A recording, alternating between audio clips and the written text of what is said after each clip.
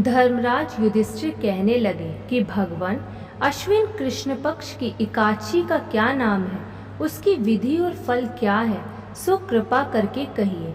श्री कृष्ण कहने लगे कि इस एकादशी का नाम इंद्रा एकादशी है। यह एकादशी पापों को नष्ट करने वाली तथा पितरों को अधोगति से मुक्ति दिलाने वाली है। हे राजन, ध्यान पूर्वक इसकी कथा सुनो। इसके सुनने मात्र से वाजपेयी यज्ञ का फल प्राप्त होता है। पहले सतयुग के समय महिष्मति नाम की नगरी में इंद्रसेन नाम का एक प्रतापी राजा धर्म पूर्वक अपनी प्रजा का पालन करते हुए शासन करता था।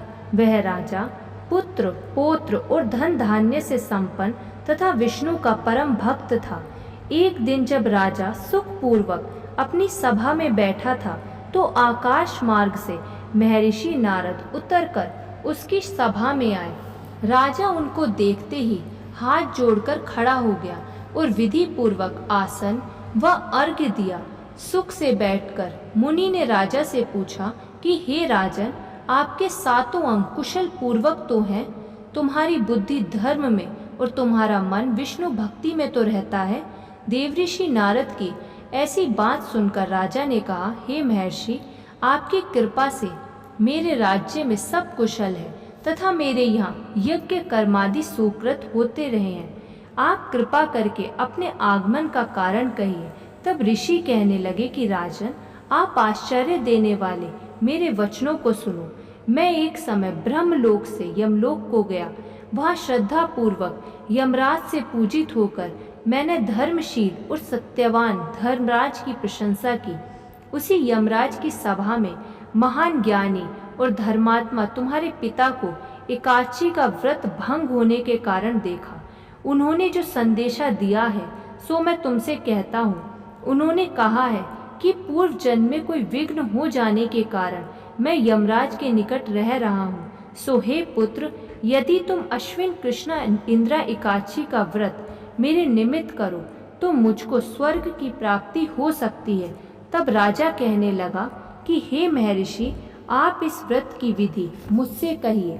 नारद जी कहने लगे कि हे राजन, अश्विन माह की कृष्ण पक्ष की दशमी के दिन प्रातःकाल श्रद्धा पूर्वक स्नान आदि से निवृत्त होकर पुनः दोपहर को भी नदी आदि में जाकर स्नान करें। फिर श्रद्धा पूर्वक पितरों का श्राद्ध करें और एक बार भोजन करें तथा भूमि में शयन करें।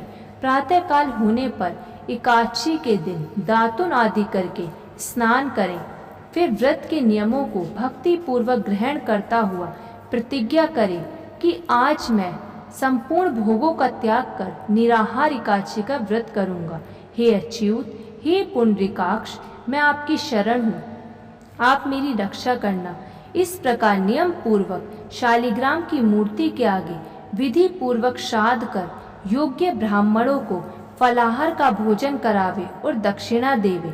पितरों के श्राद्ध से जो बच जाए उसको सूंघ कर गो को दे तथा धूप, दीप, गंध, पुष्प, नैवेद्य आदि सब सामग्री से ऋषिकेश भगवान का पूजन करे। रात में भगवान के निकट जागरण करे। इसके पश्चात द्वादशी के दिन प्रातः काल होने पर भगवान का पूजन करके ब्राह्मणों को भोजन करावे। भाई बंधुओं, स्त्री और पुत्र सहित आप भी मौन होकर भोजन करें। नारद जी कहने लगे कि हे राजन, इस विधि से यदि तुम आलस्य रहित होकर इस एकादशी के व्रत को करोगे तो तुम्हारे पिता अवश्य ही स्वर्ग लोक को जाएंगे।